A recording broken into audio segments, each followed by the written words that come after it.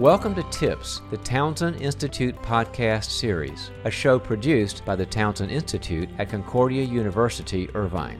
This podcast shares stories of leadership, coaching, and counseling experiences that have shaped the lives and careers of our guests, who then provide tips aimed toward helping listeners grow in both their personal and professional lives. I'm Dr. John Townsend, psychologist, organizational consultant, and author of over 30 books, including the New York Times best-selling Boundaries series. I'm also the founder of the Townsend Institute, and I'm excited to introduce your podcast hosts, Dr. Ashlie Andrew and Dr. Gilbert Puget. Welcome back to another Olympic-themed episode of the Townsend Institute podcast series. While today's guest has decades of experience as an athlete, competing around the world in ice hockey, today he's here to share his insight as one of the top sports business professionals out there. That's right. Mark Francis has spoken, consulted, and taught around the world, with recent stints at UCLA, the University of Oregon, as well as here at Concordia Irvine. Listen in as he shares his insights about the incredibly lucrative and competitive aspects surrounding an international event like the Olympics. Let's get started. All right, everyone, welcome back to another episode of the Townsend Institute podcast series. We are excited to be interviewing today Mark Francis. Welcome, Mark. Pleasure to be here. Nice to see you guys. Nice to see you again, too. Well, we are excited to jump right into this topic. It's an area that you are very well known in and obviously have such a passion in. So we're excited to kind of pick your brain and hear about your experiences over your career. So start by giving us a little bit of a background and overview as to what got you into the sports management industry. Yeah, so I'm from Eastern Canada originally, a small town, Fredericton, New Brunswick. And I had always I was involved in sports as an athlete, as a young person. A lot of hockey, a lot of baseball, a lot of running, tennis, volleyball, you name it. Hockey, baseball were probably my two biggest. Makes sense. Canada, right? Yeah, Makes sense. it sure does. You're kind of born with skates on there. I was going to say, that's kind of a prerequisite, isn't it?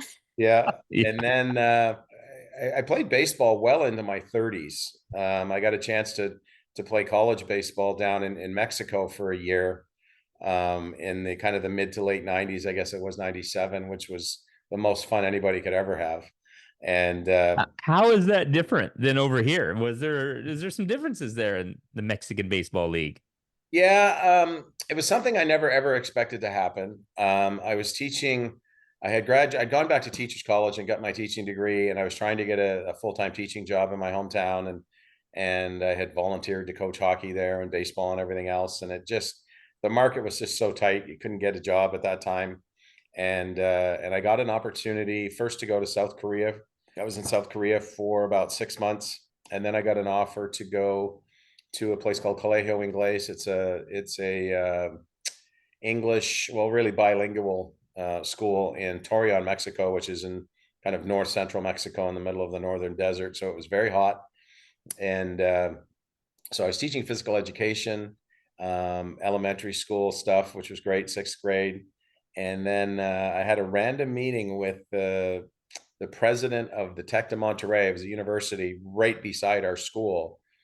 And I had noticed there was a baseball team out practicing a couple of times. And his name, believe it or not, was Sergio Garcia.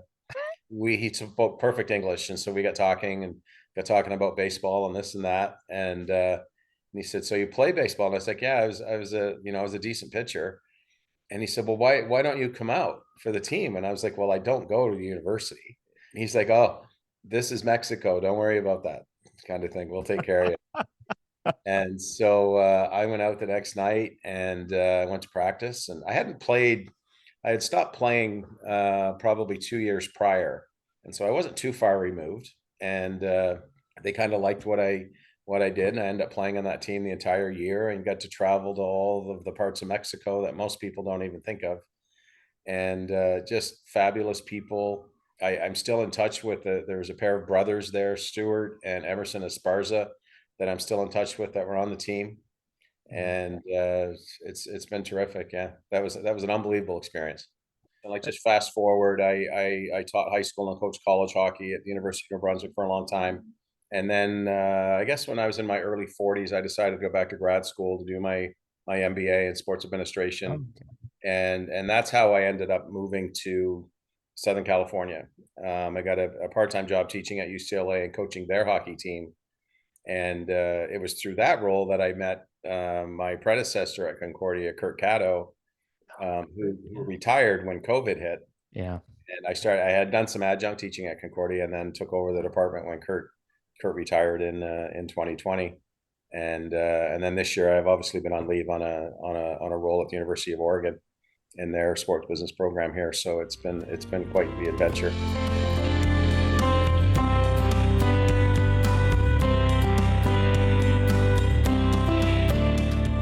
I know you worked with students a lot. You worked with a lot of athletes. You've been in the sports business world a lot. One thing that I know you've talked a lot about some of the art of negotiation. Can you tell us a little bit more about that? On the negotiating side of things, I'm very close with the sports agent Lee Steinberg, as you know, and also who has spoken and taught at Concordia, and also Ned Colletti, who's the former GM of the Dodgers. I'm very good friends with Ned as well, and we've spoken about this topic a lot. I've taught this topic, and Ned likes to say, we're born negotiating. As soon as you get out of the womb, babies figure out pretty quickly, kind of how to manipulate and get things they want and that kind of thing, and it really kind of starts there. And I guess the main thing that I've taken away, a lot of people have the notion that you have to win the negotiation, that it's about winning and quote unquote killing the other guy, and it's really not. Like, a good negotiation, and Ned would tell you this too. I mean, Ned's negotiated, I think, 10 billion in player salaries over the years, and Lee's done probably that anyway. Yeah. And really, they both tell me it's like, a good deal is when both parties walk away feeling like they got a good deal, and that's a good negotiation. I don't know where this notion of, I suppose is some of the stuff from Michael Douglas in Wall Street years ago, that greed is good kind of thing, right? And but not the case. Yeah, so it sounds like it's all just kind of the perception you have of it, and I'm sure it's safe to say no negotiation experience is the same, right? Unique people involved, players, organizations, you name it. Do you have a particular experience either that you were a part of or heard about that is particularly memorable for whatever reason? From a negotiation standpoint? Yeah. Oh, many. I could go back to, making the move from Canada to the United States is not an easy thing to do. And when I was doing my MBA, I mean, I did it I was 40 when I chose to go back and do it. And I had a friend who had also coached at the University of New Brunswick by the name of Mike Johnson, who was coaching with the Los Angeles Kings at this point. This was 2008. And I chose to do my capstone project. I wanted to do it with the Los Angeles Kings. Like, I wanted to make a career change. And so Mike and I and Luc Robitaille, who's their Hall of Fame player for the Kings for years, who's now their president, we negotiated. We didn't have Zoom at the time. We went through some pretty extensive talks in terms of what would have to happen in to get me over the border and that kind of thing, and to do my capstone with them. And that started an awful lot of things. That was kind of the first link in the chain to kind of get me where I am today, for sure. I just think about that. Yeah, you had to. We think it would be so easy to come on over and do that, but there seems like there was a lot of things that you had to go through, and you really needed some sponsors on this side. It sounds like too. Yeah, you really do, and there's a lot of people in America that think because I'm Canadian that we can just walk across the border and do whatever we want, but we're no different. We're not treated any differently than anybody else. Yeah. From an immigration standpoint. So there are definitely some challenges there. Yeah. Well, speaking of some challenges here, so as someone, who's been involved a lot with the sports business and on both sides internationally, because, and in here, we got the Olympics coming up. And this is going to be fun, but what challenges, unique challenges, opportunities do you see within the Olympics? Wow. I mean, there's so many. The number one is security. In the world, sadly, that we're living in right now.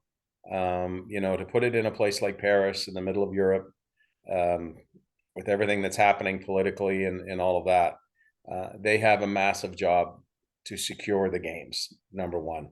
That's an opportunity for some, obviously, security companies and police forces and whatnot. Yeah. But the other side of it too is the Olympics has challenges, much like the World Cup, in that they've become incredibly expensive to host. And we see companies, I'll use Greece as an example, that essentially didn't formally go bankrupt, but pretty close, from hosting the games. I believe it was in 2006. It was in Athens. Athens, Yeah. yeah. Yeah, and I could go around, being Canadian, we had them in Montreal in 1976, and when it wasn't that bad to host them financially. And Canada, the taxpayers paid for that stadium up until about 15 years ago. The costs of it is just incredible, the infrastructure and those kinds of things. And so there's not a lot of interest now in cities, especially the winter games, but even in the summer games, it's cost prohibitive for a lot of cities. When you're looking at some of the urban problems that we have, the homelessness and those kinds of things, to justify a city committing billions of dollars so they can host these events for 2 weeks. Well, yeah, and does LA's got them in the 2028? Is that right? Yeah, and the reason LA got them was that they'd hosted it twice before, but they got them because there's really no new infrastructure that was needed other than a major upgrade to their light rail. So from a sustainability standpoint, LA is going to really benefit from hosting the games, because finally they're going to have mass transit to be able to go to the airport and things like that. Whether people use it or not, I don't know. It's going to take a real shift in this car culture that seems to be in place in Southern California. But that has the potential to really change transportation in that city, and how you experience the city and deal with the airport and all of that. It's one of the busiest airports in the world, as you know, and so that can change a lot of things. And sustainability is a big piece of sports now. When you're building new stadiums and those kinds of things, it's a big piece of it. And that's an opportunity for the Olympics to jump on board. Sometimes now, quite often, sponsors won't get involved if there's no sustainability initiatives by particular events or teams or what have you. There's a lot of opportunity there. It's nice that, we get to see every 4 years the athletes that we don't normally get to see. Here in North America, we're used to seeing, I can add soccer now to the big four, so the big five. Your hockey, football, basketball, baseball, soccer, and now people take joy in I think swimming is incredibly popular, during the Olympics. There's all kinds of stuff there, gymnastics. I was going to say Simone Biles is making a big comeback this year, yeah. and apparently jumping higher and spinning faster than she ever has before. So, a lot of opportunity there. It's going to be terrific.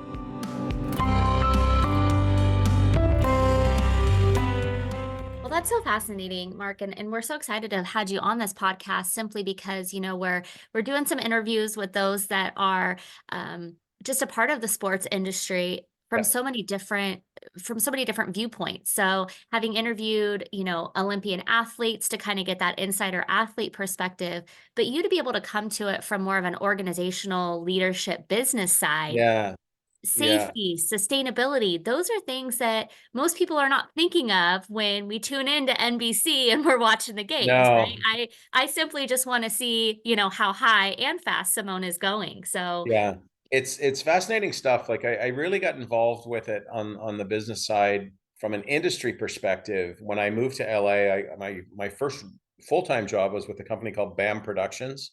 And ironically, they're a Canadian company, and they are a large-scale creative company, event production company. They're the official event partner of record with Major League Baseball, the National Hockey League. They do a big piece of Super Bowl now. We did the Rose Bowl a couple of times when I was with them. And I got to see it, from that other side, from really a fan experience is a term we hear thrown around quite a bit in sports now, but they're the masters of it. So they design and produce, like I say, all of the outdoor NHL games, the outdoor hockey game at Dodger Stadium. I was involved in that. the Field of Dreams game now that's the Major League Baseball sponsors, Little League All-Star Major League game that they host there, Super Bowl, like I said, and even World Cup now. I understand there's some involvement there. I don't know to what extent. And so that gave me. I've always been fascinated by the psychology of the sports fan, and they are the perfect. All they are is just a customer with seemingly no limits on what they'll spend on what it is. And I always, when I teach sports finance, I always start the course off by saying the one takeaway I want you to get from this course is that every aspect of spending in sports is completely irrational. Like you wouldn't spend $25 on a beer. That's true. Anywhere. Like you would never do that, but we do it at sports and we don't care. Yeah. To pay $249. I know this because I just did it. To buy your favorite player's jersey or NHL jersey or baseball or whatever, you wouldn't do that. Owners wouldn't pay. I think of Steve Ballmer, who's the owner of the LA Clippers. He paid $2 billion for that franchise when its valuation at the time was only $425 million. Oh my gosh. And it's just because he wanted to be part of the club, the owner club.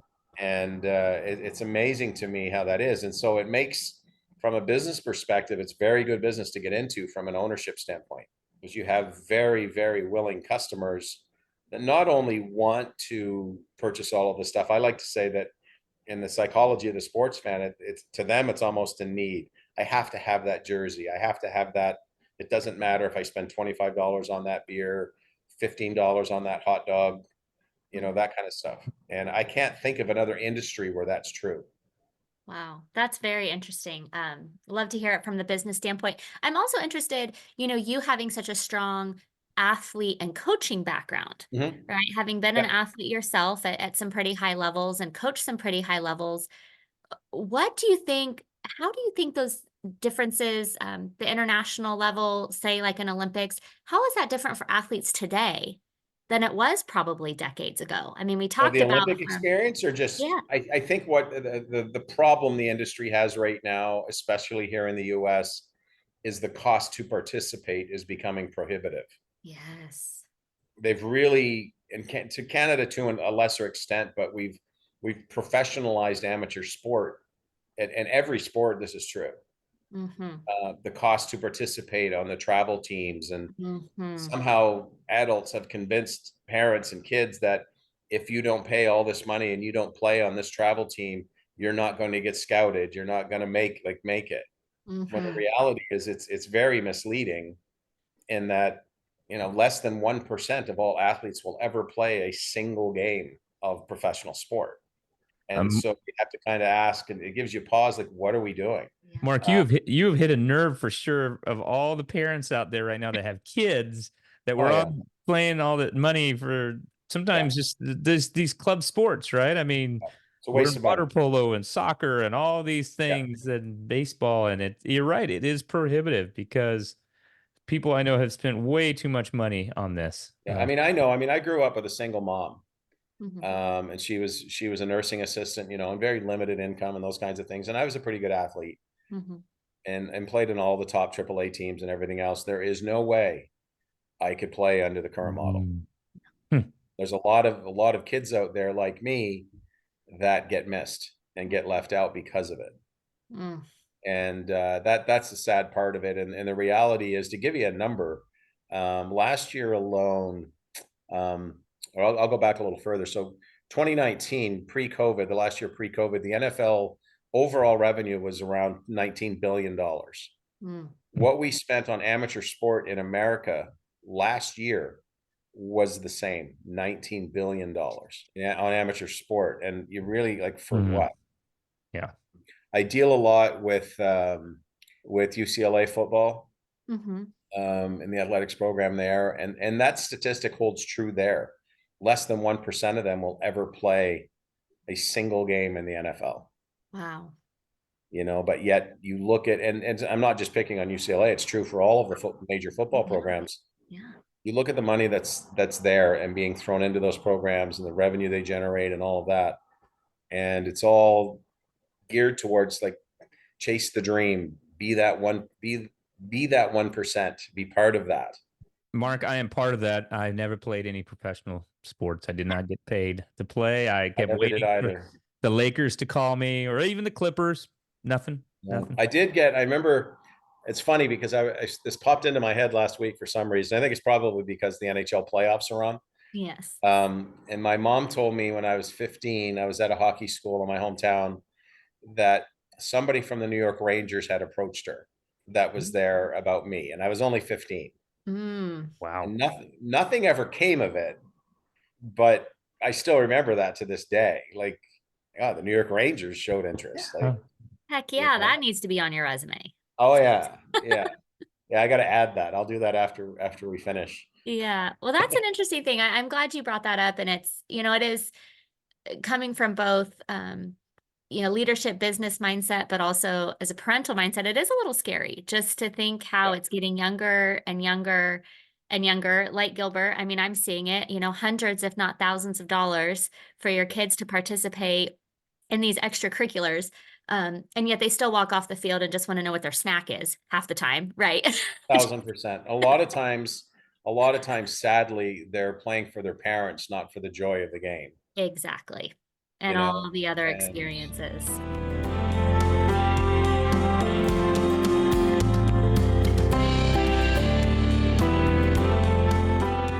What recommendations might you have for listeners who either they themselves or children or nieces and yeah, nephews, they're passionate though. They want to do it, they want to make it. How do you find that fine line between encouraging their passion, but also trying not to allow them to get lost in it? yeah. It's a tough one because that mindset is so prevalent now, and it's a promoted mindset from these different organizations. I think of AAU basketball, Mm-hmm. Yeah. the corruption that follows that. When you have, and of course, the same as anything, right? Like when money gets involved, the corruption always follows. AAU basketball, the case history there is not good. A lot of adults making money off the backs of kids. Mm, I grew up in Canada. Our coaching system is largely volunteer. yeah. So it was a real shock for me. And I coached a long time there and never made a dime. Mm-hmm. And at elite levels, like at top high school programs and university programs and whatnot. I mean, the University of New Brunswick men's hockey team just won their 10th national championship in March. Wow. I was there I was with that program as an assistant coach for 5 years. Never made a dime. Like, but that I looked at it as like that's my community service. Right. If that's here in the US, like that doesn't happen. Matter of fact, when I moved to the US, I coached the men's club hockey team at UCLA for 7 years. Never made a dime. Wow. Really? Then I start learning that, there's high school coaches making ridiculous amounts of money. It didn't seem right to me. Never has, that for that matter. Yeah. And I know people at the top levels of most of the sports, especially hockey, Mm-hmm. to give them a dose of reality. And anytime a parent wants to talk about it, I'm happy to share the message. Like, look, here are the realities, Mm-hmm. and allow your kid to have fun and enjoy the sport and, Mm-hmm. learn teamwork and, what that's all about and those kinds of things. If they're good enough, the message that if they're good enough, and this has been true since the beginning of time, teams are going to find them. Yeah. Yeah. So, Mark, with all of your experience here in coaching and in sports business world and leadership, right? You've seen a lot of different leaders. Yep. Maybe what have you rethought about leadership from when you were first starting and playing sports and now after a few years of doing this and teaching Yeah. and coaching? Yeah. I mean, I grew up playing in a time where, coaches were essentially could be somewhat dictatorial. And I've learned an awful lot over the years. Like people have to evolve, and you have to evolve in the way you do things. And it's true in the workplace as it is in coaching and whatnot, is this concept of shared leadership and involving the stakeholders and the constituents in some of the decision-making processes that go on. And that way it gives people ownership in what they're doing. So And you've probably seen coaches then that haven't evolved, right? I mean, the ones that they just couldn't do it, but you've probably seen others that they were able to adjust and they still have thrived even, playing with different generations of. Oh yeah, I'm one of the guys that I coached with, and I'm still close with. Talked to him last week. Was a guy named Gardner McDougall. He spoke at Concordia for me last year in my MBA leadership class. And Gardner was the head coach of the University of New Brunswick for 24 years. He was new at the college level when he got there in 2000, and you could tell he was new. And he was very tough with the players and very demanding and all of those things. He was a good coach, there's no doubt about it. But over time, and he's told me this, and I've seen it in interviews with him, he completely changed how he went about things, communicating with players and families and everything else. Once his own son, started playing, junior hockey in Canada, or major junior hockey, right?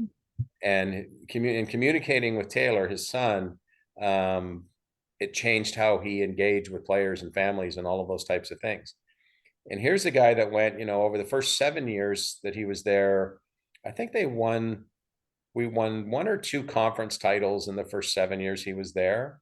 And we hosted nationals a couple of times, and we lost in the finals a couple of times, which really sucked, I have to say. But since 2007, and that was the year he started changing, these numbers are going to blow you away. He won just this past season, he won his 600th game of college hockey in Canada. He won, that counting playoffs and exhibition games and everything else. Regular season, he's won 489 games. Wow. As of this year. He's the winningest coach in Canadian college hockey history. Wow. Won nine national championships. I want to say 14 conference championships. But not only that, he has been picked to coach Canada's national under-18 team, won a world championship here last month. The World University Games team for Canada won a world championship there last year. And won, 2 years ago, he was chosen to be an interim coach. You guys wouldn't know this team, but the St. John Sea Dogs are a major junior hockey team in St. John, New Brunswick.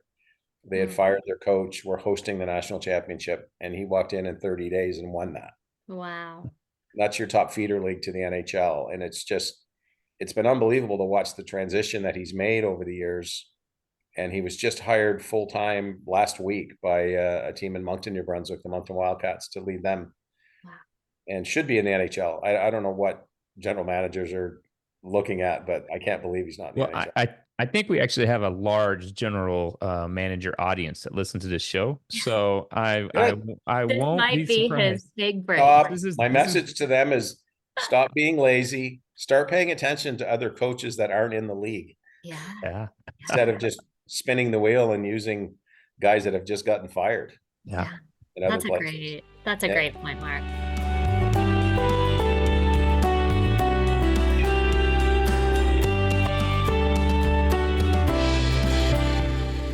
As we start to kind of wrap this up, we wrap up all of our episodes the same way. You've talked about so many different aspects of really just the sports industry in general, but can you leave our audience with one takeaway tip?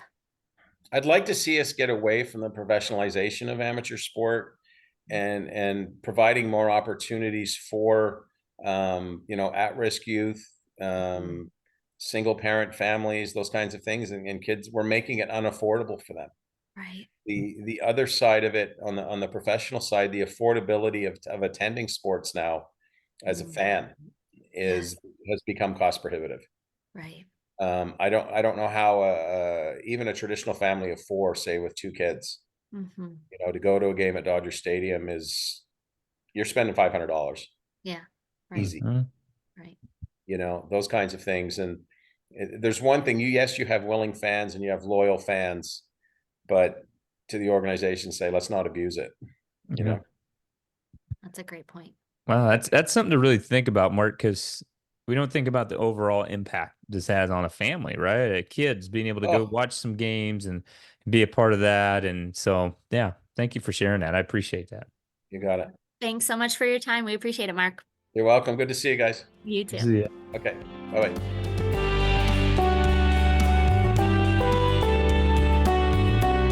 If If you enjoy the Townsend Institute podcast series, head to our website at cui.edu/Townsend to find out more about the certificates, bachelor's, master's, and doctoral degrees offered through Concordia University Irvine. With programs in mental health counseling, executive coaching and consulting, and organizational leadership, we have a variety of faith-based programs dedicated to helping you fulfill your academic and professional goals, all the while furthering your competence, character, and connection. Again, that's cui.edu/Townsend.